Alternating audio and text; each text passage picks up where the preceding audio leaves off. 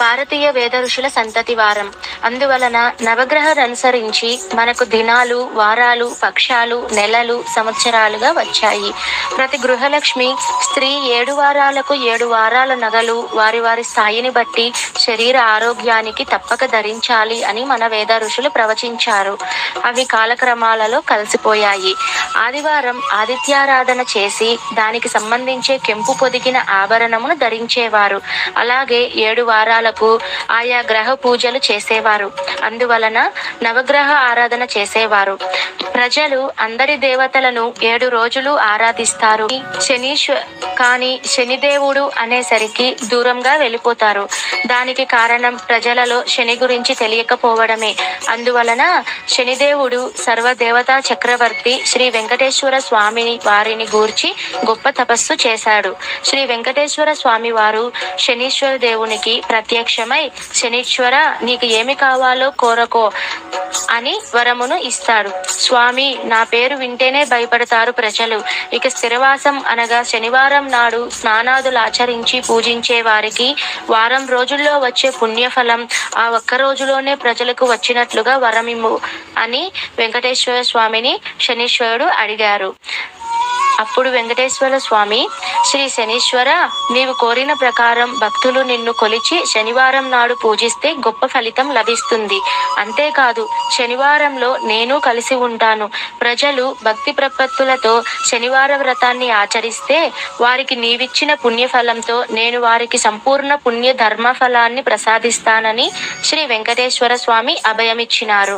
ప్రతి వారము నియముగా 7 శనివారాలు వ్రతము చేస్తారో వారికి శనీశ్వరుడు శ్రీ వెంకటేశ్వర స్వామి సర్వ భాగ్యాలు ఇచ్చి రక్షిస్తారు. ప్రజలందరూ అప్పటి నుంచి 7 శనివారాలు శనివార వ్రతము చేసి సమస్త కార్య విజయాలతో పుణ్యఫలాన్ని పొంది ఆనంద జీవితాన్ని అనుభవిస్తున్నారు. శనివార వ్రత విధానం. శనివారం బ్రహ్మముహూర్తంలో అనగా తెల్లవారుజామున 4 గంటలకే శిరస్నానం చేసి పసుపు వస్త్రములపై స్వామివారి చిత్రమును మరియు కలశ స్థాపన చేయాలి. నలుపు రంగు వస్త్రాలు కట్టుకొని శనిదేవునికి పారాయణ శ్లోకములు చదివి గోవిందనామాలు పారాయణ గావించి చిమ్మిలిని అంటే నువ్వులతో చేసిన ప్రసాదం చిమ్మిలిని మహానైవేద్యంగా సాయంకాలమున పసుపు రంగుల బట్టలు కట్టుకొని శ్రీ వెంకటేశ్వర స్వామికి షోడశోపచార పూజ చేసి అష్టోత్తర శతనామవళితో పూజ చేసి మహానైవేద్యంగా చక్కెర లడ్డులు సమర్పించాలి. వ్రత కథను చెప్పుకోవాలి. రాత్రికి ఒకరికి భోజనం పెట్టాలి. ఆ భోజనములో అన్నం వడ్డించి కొంచెం పిడస కట్టి అన్నాన్ని అమృతమస్తు ఆరోగ్యమస్తు అని భుజించాలి. సాయంకాలము దాకా ఉపవాసం చేసి ఆ అతిథిని దైవంగా చూసి భోజనము పెట్టి చందన దక్షిణ తాంబూలాదులతో అతనికి సమర్పించాలి. ఆ తర్వాత వ్రతమాచరించిన వారు భోజనం చేయాలి. ఇలా 7 శనివారాలు నియమ నిష్టలతో భక్తితో ఏకాగ్రతతో 7 శనివారముల వ్రతాన్ని ఆచరించాలి.